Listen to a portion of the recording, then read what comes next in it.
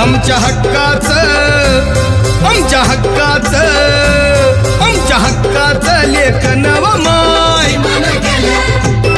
मग कुणी नाही केलं भलं व माय